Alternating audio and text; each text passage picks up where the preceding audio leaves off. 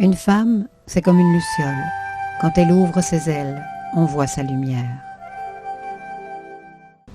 Bienvenue à notre émission Autrement la vie. Nous les femmes, la plupart d'entre nous, savons ce que c'est d'accoucher. Mais savons-nous ce que c'est d'accoucher de nous-mêmes? La ménopause est une étape de vie importante et c'est un peu le discours que tiennent les cofondatrices du groupe Maturescence. Et si la ménopause était un rite de passage? Alors nous rencontrons aujourd'hui Rita Peyer, initiatrice de ce projet de travailler avec les femmes en ménopause. Bonjour Rita. Bonjour Marie. Tout un programme. Oui. Hein? Nous, en tant que femmes, toi et moi, on est rendus à cette étape où nous avons travaillé sur nous-mêmes. Hein? D'où initie ce projet de travailler avec les femmes en ménopause. Est-ce que c'est ta propre expérience? Oui, c'est venu de mon cheminement à moi par rapport à la ménopause. Quand moi, je suis arrivée à la fin de la quarantaine, ça a été, c'est sûr, les premiers symptômes qui étaient là, des symptômes qui étaient assez désorganisants même dans ma vie. Et j'essayais de comprendre qu'est-ce qui m'arrivait. Et c'est sûr qu'à travers la recherche de comprendre ce qui m'arrivait à moi, j'ai trouvé des réponses. Et ça m'a permis de m'aligner sur ce que moi je voulais au niveau de la ménopause, qui était de la vivre en conscience. Et qui continuait finalement un cheminement de vie que j'avais entrepris, je dirais, surtout autour de la quarantaine, début de la quarantaine.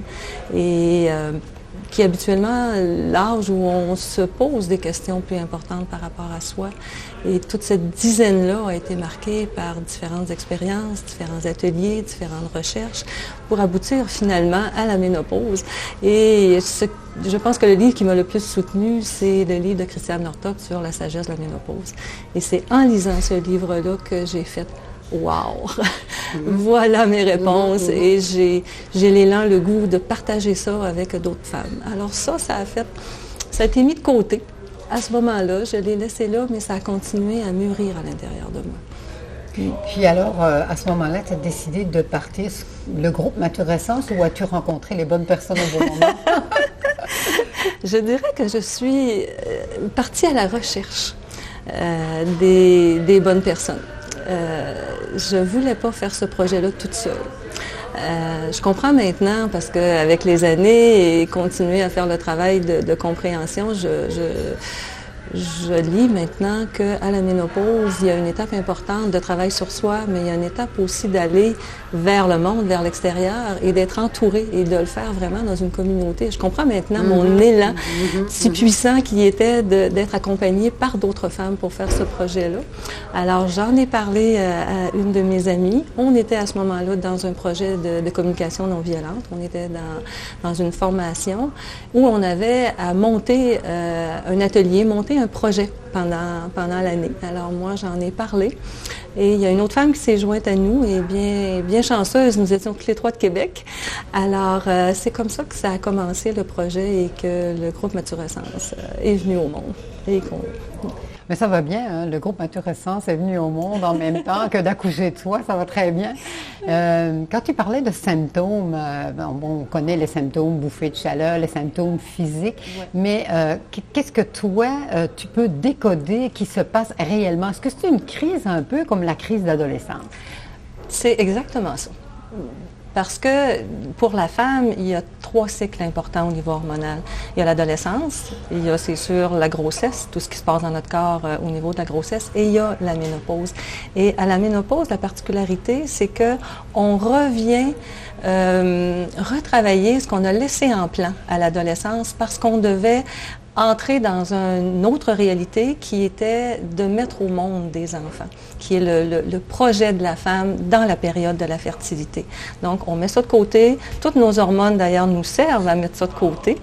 Et à la ménopause, compte tenu du changement hormonal, à ce moment-là, tout le débalancement, tout le corps qui essaie de retrouver un équilibre et qui veut prendre une pause, justement, de sa réalité extérieure pour, à l'intérieur, remettre ça en ordre pour pouvoir continuer et aller à l'étape suivante. Mais pendant cette période-là, on va reconnecter avec ce qu'on a laissé en plan à l'adolescence. au niveau émotif, au niveau des éléments qu'on a à guérir. C'est pour ça que c'est si puissant, la ménopause, et qu'il y a souvent des dépressions, qu'il y a de l'anxiété, qu'il y a différents problèmes qui refont surface, des remises en question, des fortes émotions, de la colère, de l'irritabilité. On ne veut plus endurer ce qu'on endurait, mais tout ça, c'est dans un sens positif. C'est parce que c'est pour nous amener à une autre étape. OK. C'est un petit peu comme si on avait rejeté toutes des parties. Il y avait comme une abnégation de soi pour s'occuper des autres? Oui, pour prendre soin du nid. Okay. Parce que tout le temps de la période de fertilité, on a une hormone qui est l'hormone qui est la progestérone, qui est spécifiquement là pour nous aider à prendre soin du nid parce que ça augmente notre niveau de tolérance. Donc, tout le temps de la fertilité, on peut être plus tolérante par rapport à différentes situations parce qu'on veut en priorité prendre soin du nid, c'est la particularité de la femme, prendre soin de la maison. OK. Mais quand tu parles de fertilité, là, c'est un mot qui me touche beaucoup. Oui, fertilité dans le sens de pouvoir faire des enfants. Mais là, est-ce que ça voudrait dire qu'à la ménopause, on perd cette fertilité ou est-ce qu'elle se transforme? Elle se transforme. C'est que la fertilité biologique, c'est de servir le plan de base qui est de la reproduction, okay, qui est de maintenir la survie, dans le fond, de l'humanité. Mais à la ménopause, la différence, c'est que la fertilité, c'est de se remettre au monde, de rendre fertile un projet qui est à nous et qui est beaucoup plus connecté au niveau de la mission de l'âme de la femme. Donc, c'est aller s'arrêter, se rebrancher, savoir ce qu'on veut vraiment dans la vie, qu'est-ce que nous, on veut mettre au monde. Et là, avant d'arriver à mettre un projet au monde, il faut se mettre au monde. Donc, il y a l'étape où je mets une vie au monde, il y a une étape où je me mets au monde, et ensuite, il y a une étape où je mets un projet au monde. Et dans ce projet-là, c'est vraiment servir l'évolution de la conscience en général. Et la femme à la ménopause est beaucoup plus sensible et proche de cet aspect-là au niveau de l'évolution de la spiritualité et de faire quelque chose qui fait une différence. Et c'est ce qu'elle veut faire. C'est ça l'élan qui est si puissant souvent à la ménopause, de vouloir un changement. Mais là, quand on dit la période, parce qu'il y a une période de grossesse, mais ça n'a pas l'air d'être 9 mois, ça a l'air d'être plus long que ça. Oui! Ça peut durer 10 ans. OK, oui.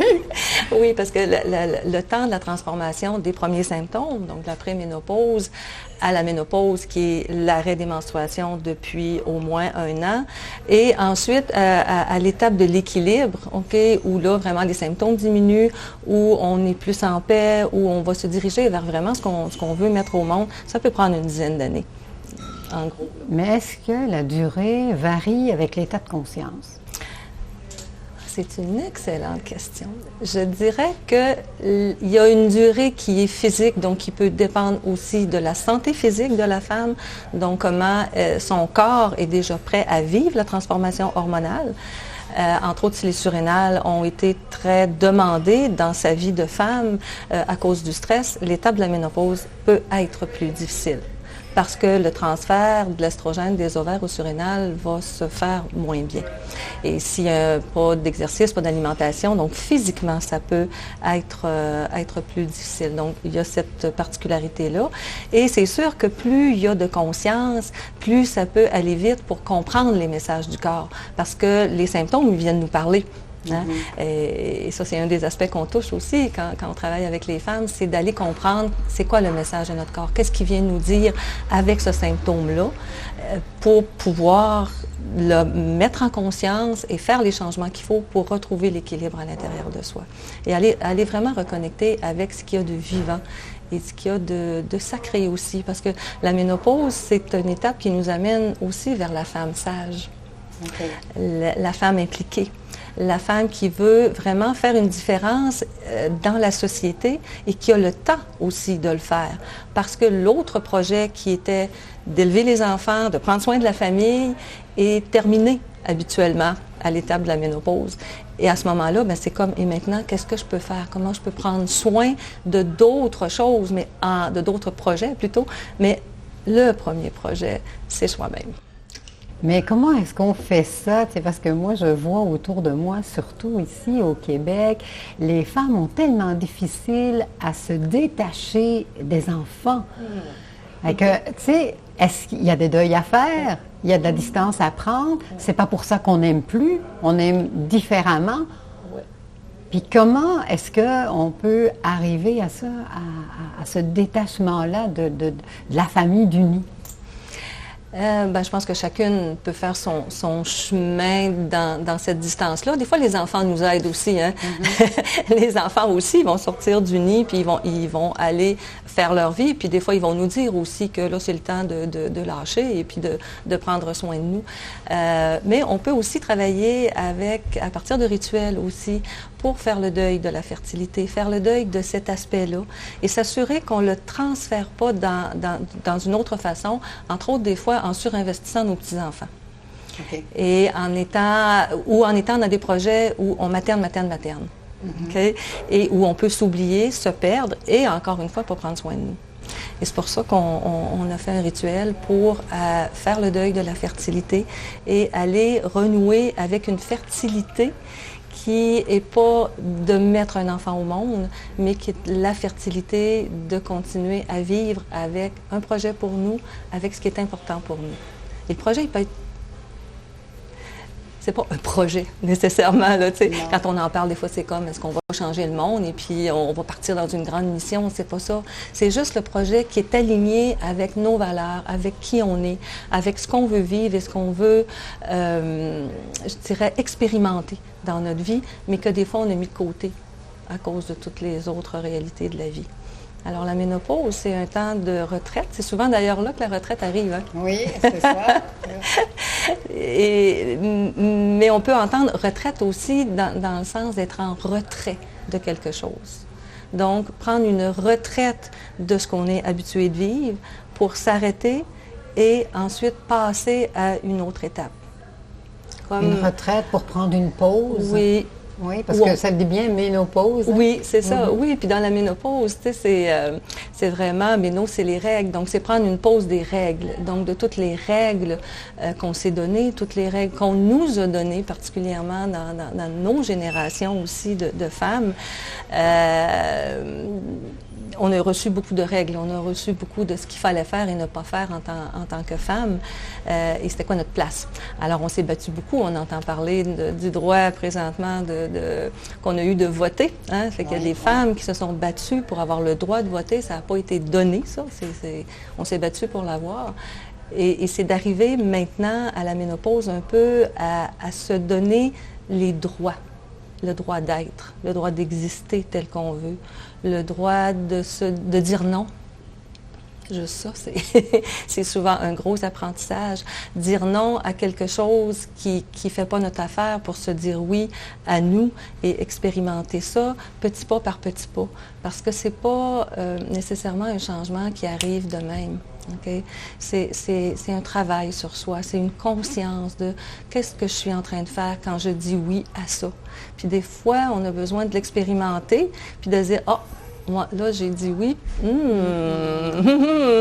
Et ça a eu ça comme résultat. Ah, peut-être que finalement, j'aurais dû dire non. » Et d'une expérience à l'autre, on fait des pas pour apprendre à se dire oui de plus en plus. Parce que notre société, elle n'incite pas à accepter cette étape-là. On veut rester jeune, on veut rester belle, et on reste dans une espèce d'illusion qu'on va rester jeune comme à 20 ans, et que ça nous aide pas, ça non plus. Comment est-ce qu'on peut accepter de faire le deuil est-ce qu'on fait le deuil de la jeunesse ou est-ce qu'on transpose encore de dire que c'est à l'intérieur qu'on est jeune et on sent aussi qu'on est jeune à l'intérieur? Oui, qu'on a à cultiver cet élan-là de vie. La jeunesse, finalement, c'est un élan de vie. On peut avoir 20 ans et être vieux, okay? Puis avoir 90 ans et être jeune. Okay? Donc, c'est fondamentalement où est ma connexion à l'élan de vie. Et c'est sûr qu'à travers la ménopause, on parlait du deuil de la fertilité tout à l'heure, mais il y en a plusieurs deuils à faire. C'est pas le seul. C'est sûr qu'on doit s'adapter aux changements physiques, aux changements des fois d'énergie, aux changements d'apparence. Et le vivre dans une société présentement où on valorise énormément ce qui nous fait garder l'image, ce qui nous fait garder le plus jeune. En apparence. OK?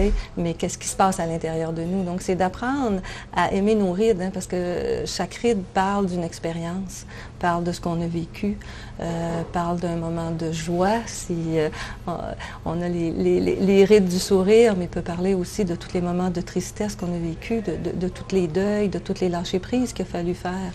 Et d'être capable d'honorer nos rides.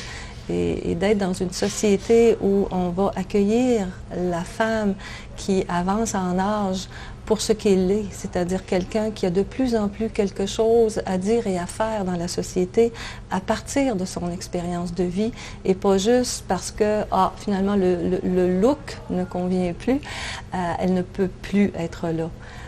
Ça, pour moi, c'est quelque chose que je trouve triste. Et en même temps, c'est quelque chose que j'ai à vivre personnellement aussi. L'adaptation au changement corporel, à l'apparence, aux cheveux qui sont plus clairsemés,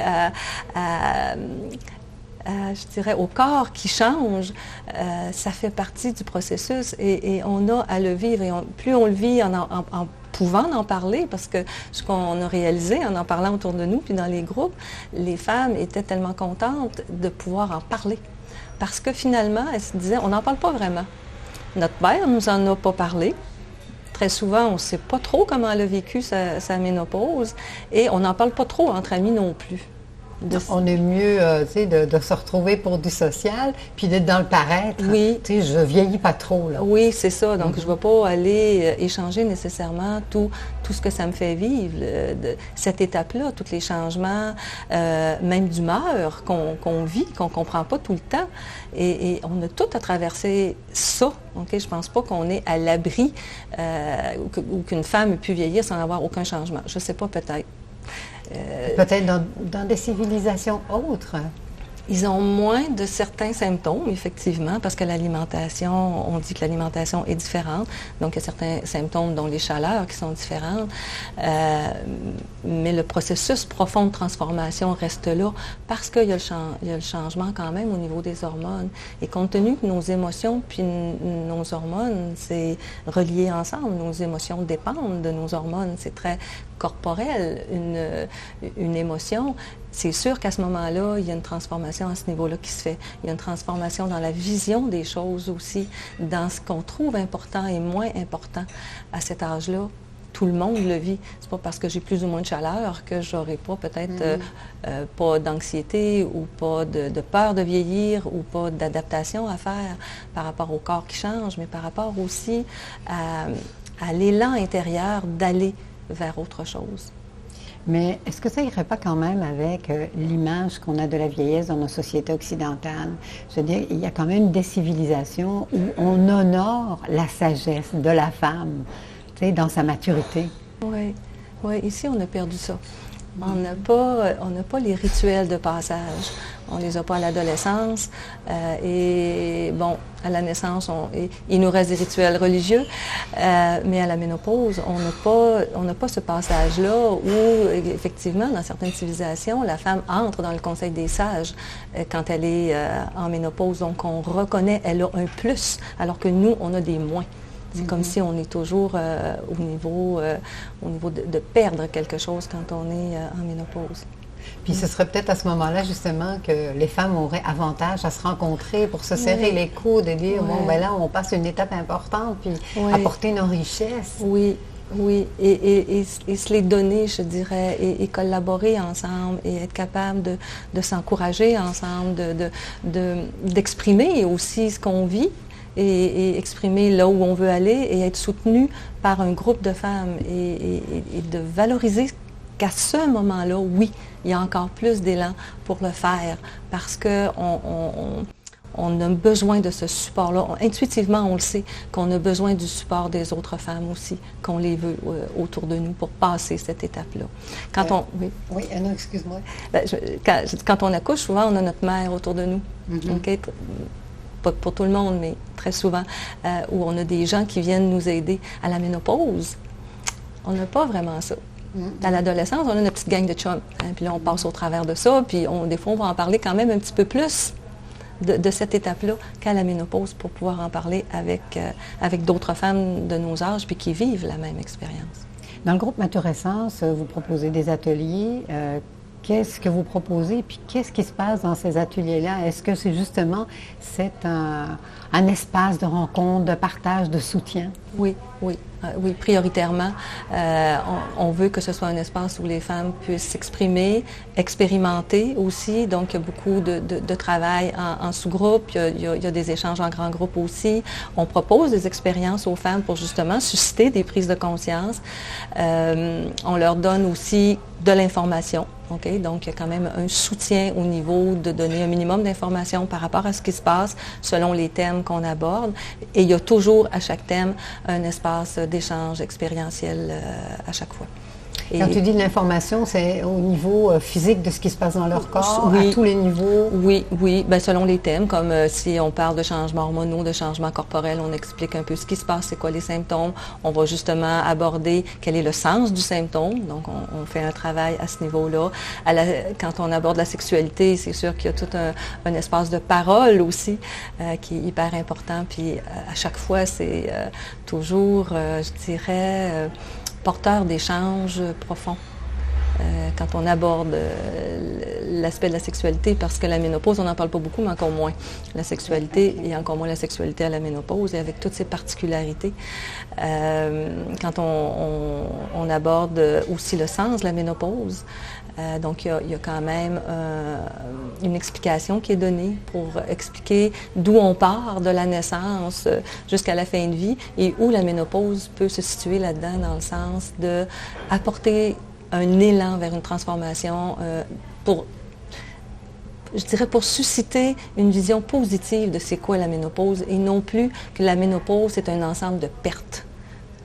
Et ça, pour moi, je dirais que dans le livre de Christiane Northrop, c'est ce qui m'a le plus allumé et qui a fait vraiment la différence, c'est de réaliser que la ménopause, ce n'était pas juste des pertes, mais il y avait un sens, il y avait une conscience, il y avait des apprentissages à faire à travers cette étape de vie-là. Et c'est là où moi, j'ai vraiment eu l'élan de partager, je dirais la bonne nouvelle, entre guillemets, avec d'autres femmes pour qu'on puisse se supporter et justement rester dans le mouvement de la vie, mais rester dans le mouvement de la vie ensemble. Mm-hmm. Toi, est-ce que tu as expérimenté ça seule avec l'appui d'un livre, ou je veux dire, as-tu eu la chance de rencontrer des femmes qui étaient déjà dans cet élan de recherche-là? Oui, c'est sûr qu'à travers ça, j'ai quand même suivi différents ateliers, entre autres avec Isabelle Burnier, qui donne un atelier sur la biologie des femmes. Donc, comprendre à travers tous les cycles des femmes quels sont les messages du corps.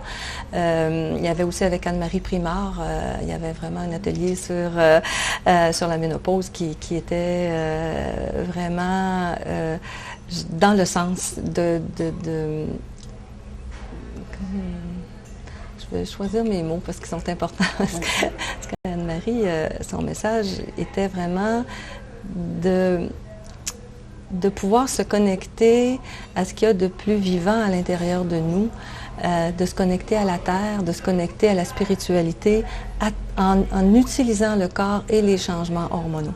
Mm-hmm. Et ça, pour moi, ça a été aussi une journée vraiment extraordinaire. J'ai à travers, c'est sûr, l'expérience, vécu aussi des groupes de parole de femmes où on travaillait les différents aspects, les déesses intérieures, mais toute la dynamique aussi de c'est quoi être femme dans le processus de la transformation à l'intérieur d'une année, là, dans le même groupe. Ça a été aussi une expérience très, très supportante et qui... J'entends beaucoup, il y a un papillon là sur la table, tu sais, ça me revient tout le temps, j'entends beaucoup la transformation. Peux-tu me parler justement de la symbolique, parce que la première fois qu'on se rencontre, tu me parles toujours du papillon. J'aimais ça quand tu me parlais du cocon, tout le processus du cocon. Qui fait que si le papillon veut voler, bien, il faut qu'il le fasse, son cocon, et qu'il y reste le temps qu'il a y rester. Oui, exactement. Je dirais que le papillon, la symbolique du papillon, s'est imposée en cours de route par rapport à Maturescence et par rapport à tout le projet de la ménopause. En termes de quand le papillon, avant de naître, avant de naître papillon, il est chenille.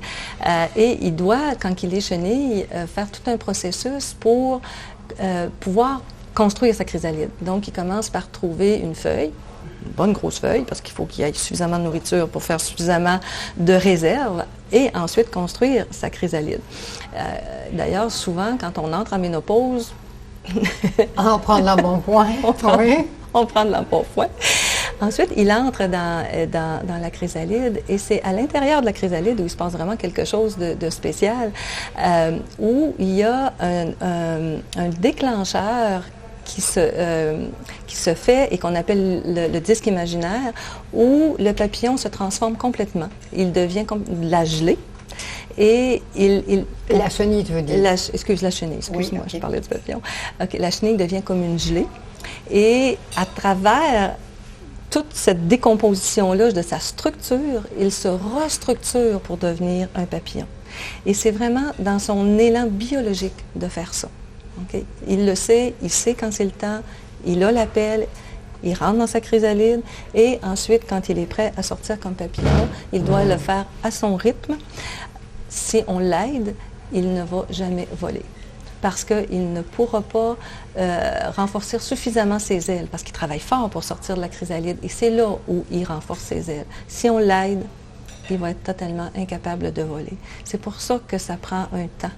Ça prend, à la ménopause, ça prend un temps d'arrêt, ça prend de la patience envers soi-même, je dirais, puis des fois notre environnement a besoin aussi de cette patience-là envers nous, mais surtout nous envers nous, pour accepter l'étape de la transformation. Parce qu'il y a des moments en ménopause, en tout cas c'est mon expérience, puis il y a d'autres femmes qui l'ont partagé aussi, c'est comme si on est complètement plus soi-même.